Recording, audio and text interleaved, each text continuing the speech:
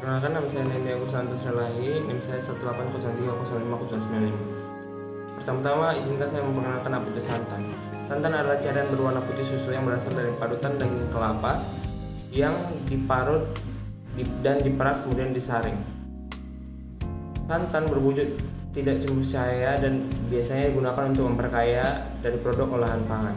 Dikarenakan bagian terbesar dari santan adalah minyak dan lemak jenuh. Pada kandungan nutrisi santan mengandung 3 faktor utama, yaitu lemak sebesar 33,8%, protein sebesar 6,10%, dan karbohidrat sebesar 5,60%. Pada praktikum kali ini akan dilakukan proses ekstraksi dari minyak yang ada pada santan kelapa dengan cara fermentasi, yaitu menggunakan ampas dari nanas sehingga menghasilkan virgin coconut oil. Nama saya Reta Kristanata Simarmata, NIM 180305072. Bahan yang digunakan selanjutnya adalah 200 ml sari nanas.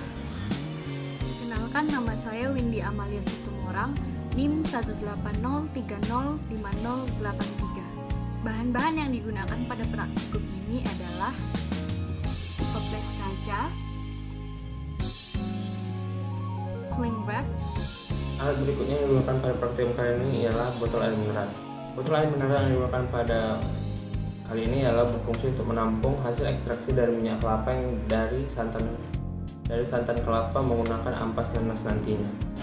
Perkenalkan, nama saya Pipit Inta Marbun, NIM 18030505085. Alat selanjutnya yang digunakan untuk ekstraksi minyak yaitu blender.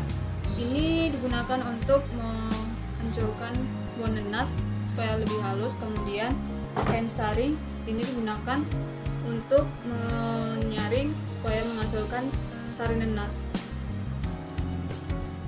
Perkenalkan, nama saya Esokta Fani Burusaragi, NIM 180305088. Selanjutnya, alat dan bahan yang akan digunakan adalah saringan, sutil, dan kuali. Kenalkan, nama saya Handi Buangga, NIM 180305064. Nah, alat yang akan digunakan selanjutnya adalah kompor gas dan tangki gas full tank. Nah, kompor gas yang digunakan di sini fungsinya adalah untuk menguapkan air dan juga menggumpalkan padatan-padatan yang bukan merupakan minyak dari santan tersebut. Disiapkan 2000 ml santan kelapa atau setara dengan 2 liter. Dan juga disiapkan sari nanas sebanyak 200 ml. Nah, santan dan sari nanas yang telah disiapkan sebelumnya akan dicampurkan. Pertama-tama, tuang sebanyak 2000 ml santan ke dalam wadah plastik. Nah, kemudian dituang juga sari nanas sebanyak 200 ml ke dalam santan.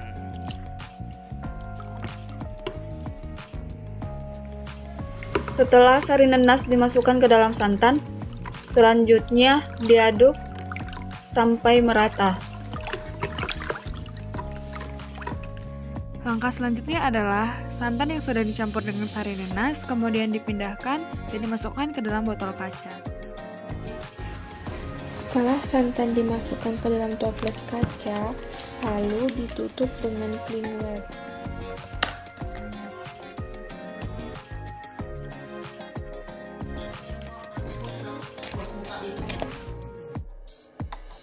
Langkah selanjutnya, dilubangi cling wrap yang berada pada bagian atas toples kaca.